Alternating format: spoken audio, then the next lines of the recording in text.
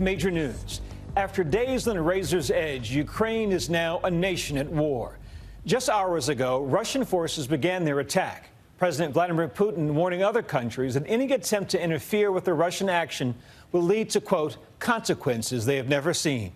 Let's get right to ABC's senior foreign correspondent, Ian Pannell, on the ground in Kyiv.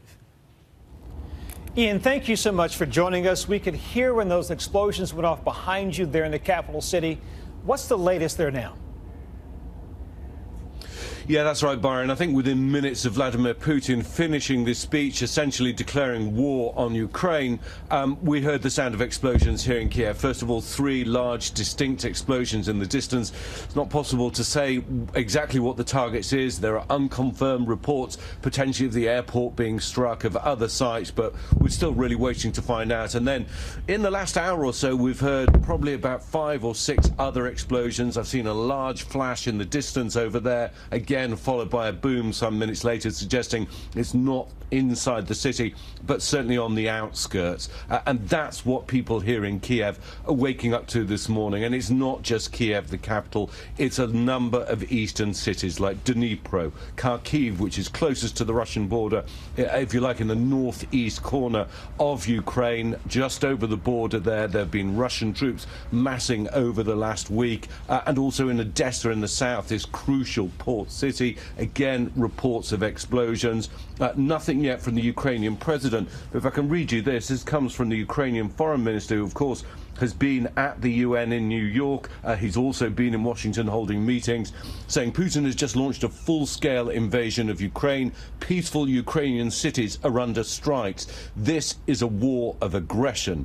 Ukraine will defend itself and will win. The world can and must stop Putin. And obviously we've heard other statements likely to echo those sentiments. But the reality is, after all those weeks, all those months of rising tensions, many people finding it difficult to imagine that Vladimir Putin in the year 2022 would launch a war in Europe. Nevertheless, that is what Ukrainians are waking up to. We know there's a state of emergency in the country. There was something like 36,000 military reservists were called up in the last 24 hours, those with combat experience. But the Ukrainian government can and is likely to go further. Martial law declared, calling up more reservists. The Ukrainian military has a substantial size. It's around 250,000 troops, and then when you add in all the other security services and volunteers, it will be larger than that. We remember that President Zelensky, the Ukrainian president, had been advised, strongly advised by the White House to leave Kiev and for his own safety and to head to the west of the country, to Lviv or potentially up near the Polish border. He obviously hasn't done that because, of course, it would send a signal to the Ukrainian people. So he is staying here, and every person you speak to says, I'm ready to fight, I'm ready to defend my country. Byron? Ian Pannell in the capital city. My friend, you are experiencing this kind of work. Stay safe. We will talk to you soon. Vladimir Putin's decision to launch a full-scale invasion comes after weeks of diplomatic efforts by the U.S. and NATO allies to deter the Russian president. Putin never backed down. Here's a look at how we got here.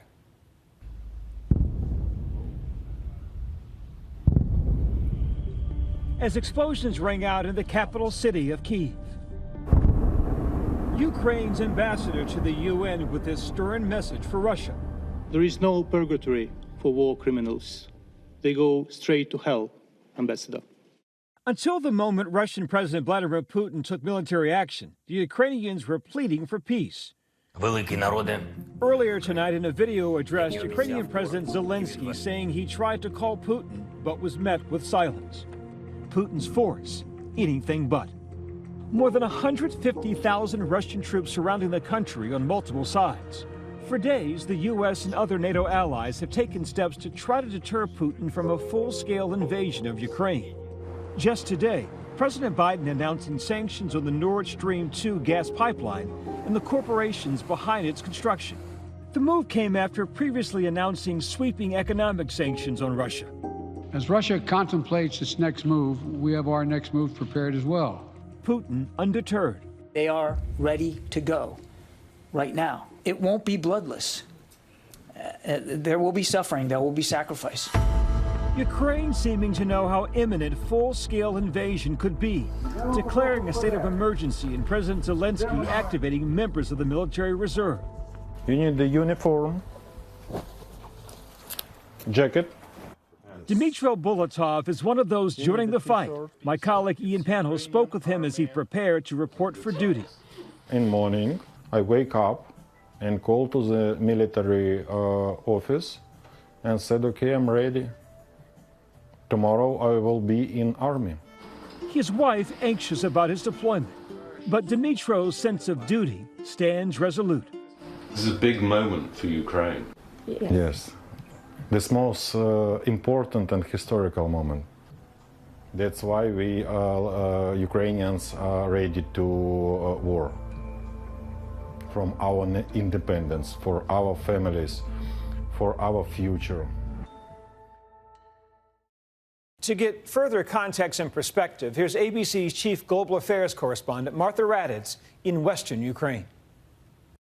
There was a moment about 24 hours ago where the administration thought Vladimir Putin could be deterred, but that moment passed.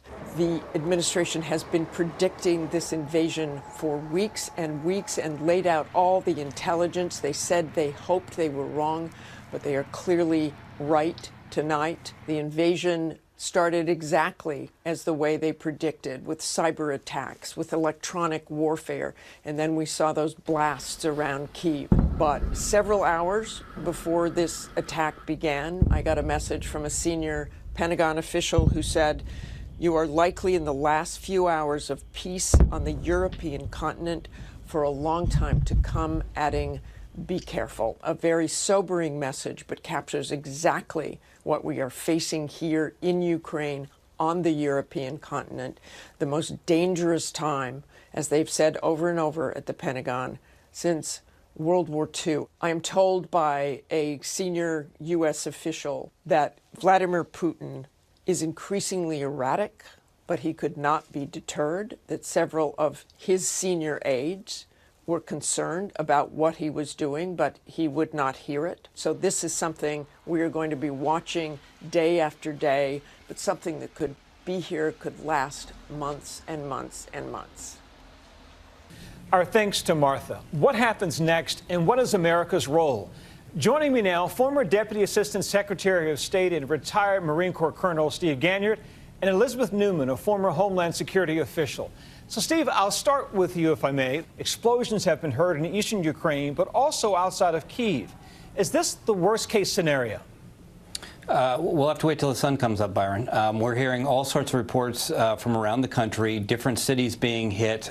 We know that Kyiv, that the airport is under attack, and there's a fight going on right now with Russian special forces. So it's going to take the sun coming up and some time to figure out what's going on the ground. But it sure seems like the whole country is essentially under attack.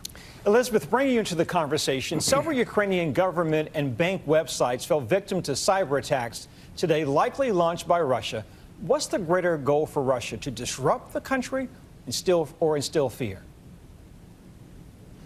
The cyber attacks are just one more element of the battle plan to bring chaos and cause confusion. The nature of the initial attacks were DDoS attacks. They weren't that sophisticated, not that big of a deal, but later this afternoon we learned that they had launched a malware attack, which basically renders the computers inoperable depending on which computers they target. That could be rather disruptive to command and control. And I expect we're likely to see more in the coming days. They do have the capability to take out infrastructure through cyber warfare, and that would, of course, cause a lot of confusion and chaos and disruption to the course of life. Is there any expectation, Elizabeth, that these attacks might spread to these cyber attacks might spread to the U.S. or any other place in Europe? There is definitely strong concern in the United States and among our Western allies that Russia does have attacks in the works, that they have been planting and seeding the ground to be able to launch attacks if they decide to do so. They may be holding their fire to see what the West does in response to this full-fledged invasion. They may actually decide to preemptively launch something and create confusion and frustration and domestic pressure here in the United States, because the types of attacks that we're talking about could affect our energy supply, it could affect the power grid, it could affect our food supply, which of course, not to the scale of causing life and safety concerns, but very disruptive to our daily lives. And Steve, a closing question to you. Can the Ukrainian people stand up to this? We know they are tough and resilient people, but Russia is a large and powerful country. Yeah, Byron, in the past, say 10 years or so, after being crushed by the Russians in 2014, the Ukrainian government and the Ukrainian military have improved significantly. NATO has helped with that. But the Russian military has come back as well. In the past 15 years, Mr. Putin has had significant and large increases in the defense budget. So the Russian military is really an overmatch for the Ukrainians. It will probably quickly dissolve into sort of an insurgency like we saw in Iraq and Afghanistan, because once the Russian military gets going, it'll probably be just a matter of weeks before they roll over the Ukrainian military. A matter of weeks. A sobering night. Thank you both. Hi, everyone. George Stephanopoulos here. Thanks for checking out the ABC News YouTube channel. If you'd like to get more videos, show highlights, and watch live event coverage, click on the right over here to subscribe to our channel. And don't forget to download the ABC News app for breaking news alerts. Thanks for watching.